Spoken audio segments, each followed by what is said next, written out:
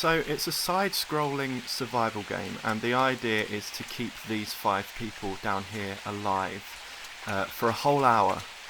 And you might be kind of wondering, okay, what am I keeping them alive from? And the answer is zombies. It's basically a zombie game, but with lots of weird mechanics and surprises along the way. You can see that a lot of it isn't finished yet. Now I can see a trail of smoke here, which means there's probably a zombie nearby. Let's have a look.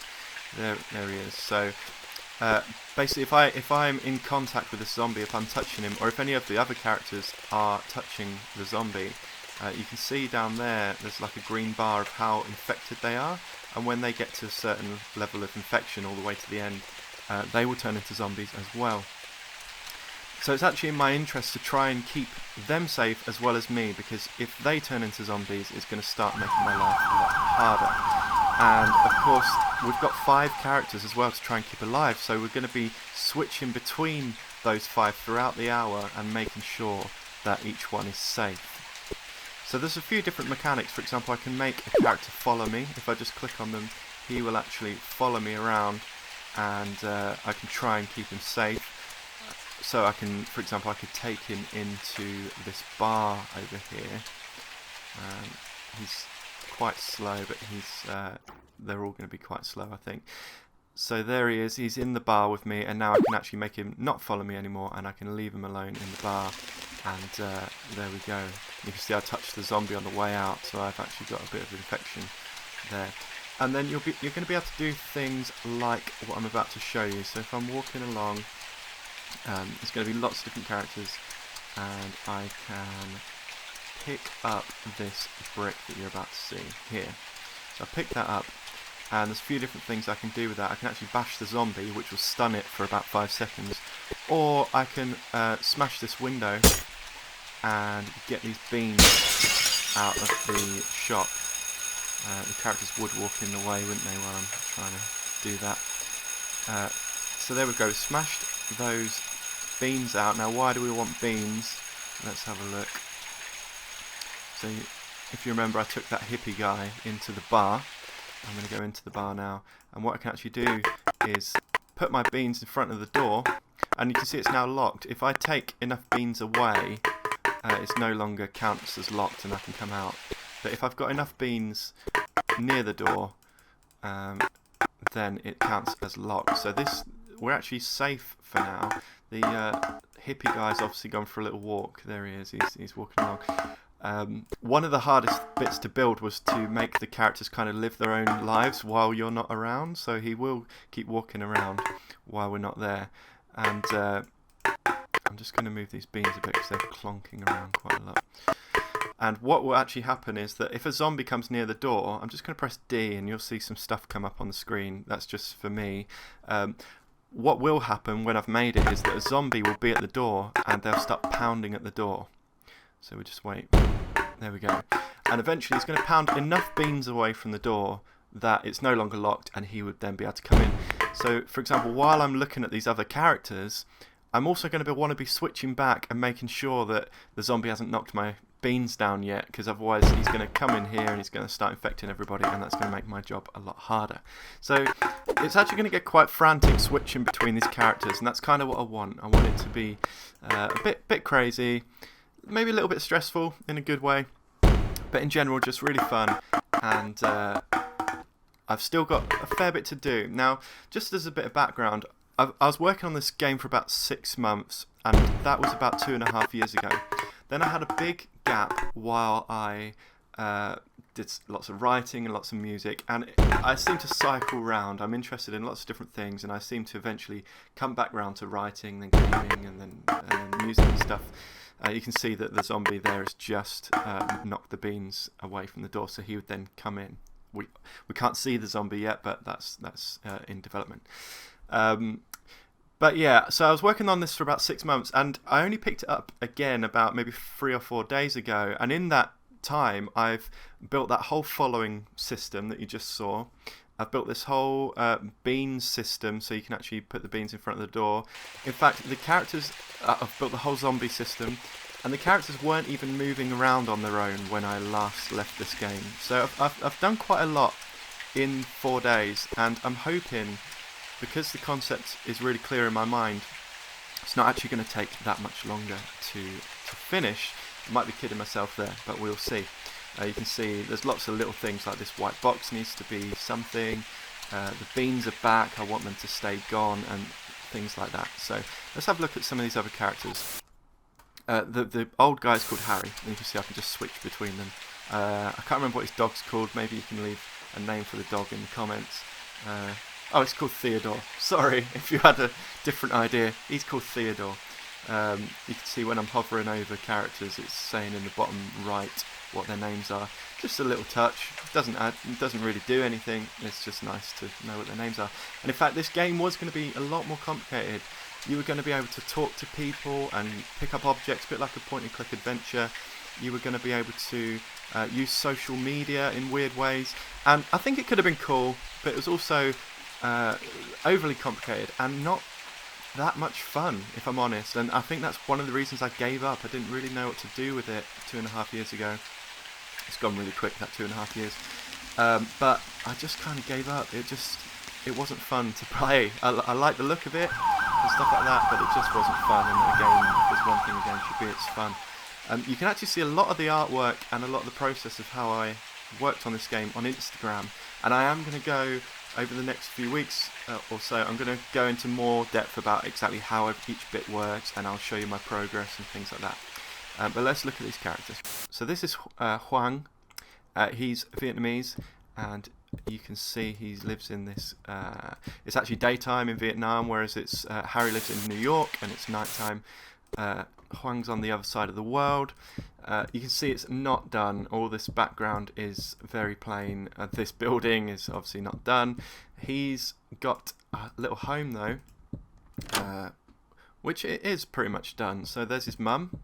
It's Hoang's mum, and she's watching TV, and you can see almost all the characters have some kind of laptop or computer or something, and that's because they could use social media originally in the original version of the game. And I will leave those laptops and things there, but for now they're just kind of a remnant of the old idea. And we've got Dinky. He's a YouTuber. He's a very famous YouTuber. He's got millions of subscribers. Unlike me, at the time of recording this, I've got about 437. 437. Hopefully you're watching this in the future and you'll be like, 437, now he's got 2.2 million. That would be good. He's got, so there's, he does his streaming there. He's a streamer. He's got a little bathroom. He's got a nice apartment. I think he's doing well for himself on this YouTube channel. And we've got this his girlfriend there. I don't know what her name is. Oh, Chloe. But it doesn't show her name when I hover over. He's got quite a lot of different environments. He's got like a lift and stuff, and the zombies will be able to go through doors, as I mentioned before, including the lift, and eventually maybe even come into Dinky's apartment if he's not careful. So you've got to try and make sure that certain doors are barricaded up. At the same time, you don't want to, barricade yourself in for too long. You might end up having a zombie come in, and then it's going to cause all kinds of problems. And maybe you brought loads of people into Dinky's apartment to keep him safe, but while you were looking at a different character, a zombie came in, started infecting them all. That could be a real nightmare. So it's going to be a lot of fun, I think, trying to balance everything. There's a bar here, and we've got lots of characters. Most of this is basically done, I think. As you can see, none of the characters are moving around or anything, because that's something I added quite recently, and I've only added it to Harry's world at the moment. I think Dinky lives in New York as well, because it's nighttime and it looks a bit like New York, and I think I wanted maybe 2 characters that share the same place. You'll be able to go into Hammy's as well. Haven't made that. You see there's all these silhouettes. These are all characters I've got to make. I think I've got to make about 30 more NPCs, non-playable characters, for it to kind of start taking shape. Then we've got Ruby. She's Russian. She's just got this bedroom. I'm a sucker for adding these little effects. Like, there's absolutely no reason to turn that light on and off, but there it is. And you can see like things like the foreground. You've got this silhouette of her desk and stuff. I've got this little cat. Absolutely no reason for that cat to exist, apart from I like it. She's got, didn't really linger on the hallway very much, but she's got this hallway. It's quite an old, rickety old house, but this is the outside of her house. And this isn't quite done yet either. I think Ruby's going to have one zombie walking around, but if you touch that zombie, the infection is going to be much more potent than the other characters. So even though she's only got one, you've still really got to keep an eye on her, because if that zombie does start touching her, it's going to make the infection go up a lot quicker than the other characters. Then we've got Michelle. This is not very done at all. She lives on a space station. It's going to be quite minimalist, so it's not going to look that much different from this, to be honest. But she's not going to have any zombies, and it's going to be a bit of a puzzle, bit of a secret, bit of a mystery as to why she's there and what the purpose is and things like that.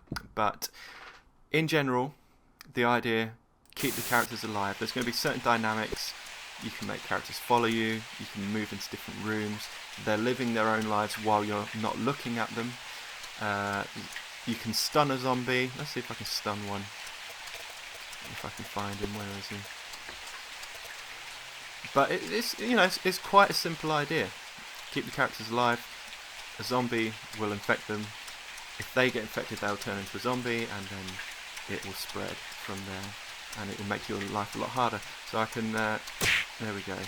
So that will stun him, and I think I'm going to make it so if he's stunned, you can't get infected while he's stunned, which makes absolutely no sense in reality. But it kind of gives the game a bit more strategy, because now there's more of a reason to try and stun him, because you could maybe stun him and then try and get a character to follow, to kind of pass him while he's stunned. I think I might make him stunned for a bit more than 5 seconds. But yeah, I'm really happy with how it's looking. I think the graphics look really cool. I like mixing the pixel art, kind of pixelated photograph style with the very flat, soft, kind of cartoony style. I do all the graphics in Photoshop. The game itself is built in Clickteam Fusion. All of this I'm going to go into depth a lot more, but this is just the first devlog, and we'll just see if anybody even watches this, to be honest, and we'll take it from there. I could break down almost every single section of what you're looking at, and I'm sure I will over time, and keep you updated as well with new developments. The next thing I really want to do, the characters at the moment can't go through doors by themselves. They can walk around by themselves, as you can see, but they can't go through doors by themselves, and that's the next thing. So obviously I moved that hippie into the into Alco Jazz. He's never going to come out at the moment because I haven't done that bit. He's not going to come out of the door on his own, but theoretically he could do once the game's finished, and that will be it'll be like spinning plates. You're like, oh god, another guy's just gone out the door. I want to keep him in there because the zombie's outside, and you'll be really excuse me, you'll be really spinning plates trying to keep everybody alive, and it'll be really fun. And I think what will happen is at the end of the hour, well, I haven't even explained what happens at the end of the hour, but I'll leave that as a surprise for now. But at the end of the hour, and things will escalate as well. There'll be a few surprises on the way, but at the end, it will tell you how many people you kept alive, including the main characters, especially the main characters, and it will kind of calculate a score based on how many main characters you kept alive, and how many NPCs you kept alive, and a few other bits and bobs as well, and it uses all that to calculate your final score, and you can just try and beat your score every time. I think what I'd like is that it's actually going to be quite hard to keep those 5 characters alive. I want it to be the kind of game you're not going to do it first time.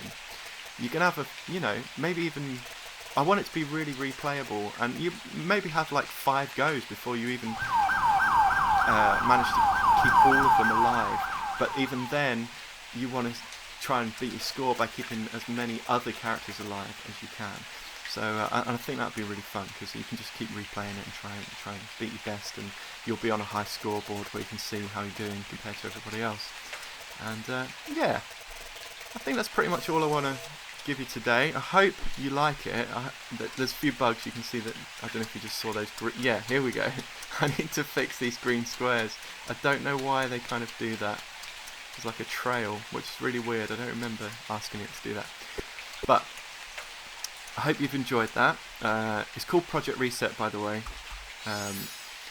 and I'm really enjoying making it. It's nice to have a little break from the writing. I'm maybe going to talk a little bit about how being a writer affects how I make games, and whether it's useful and things like that, and how games can tell stories. And so if you're someone who's watching this because of writing and only writing, hopefully there'll be something for you too. But in the meantime, I hope you're doing well. Thank you so much for watching, and I'll see you in the next one. Cheers, guys.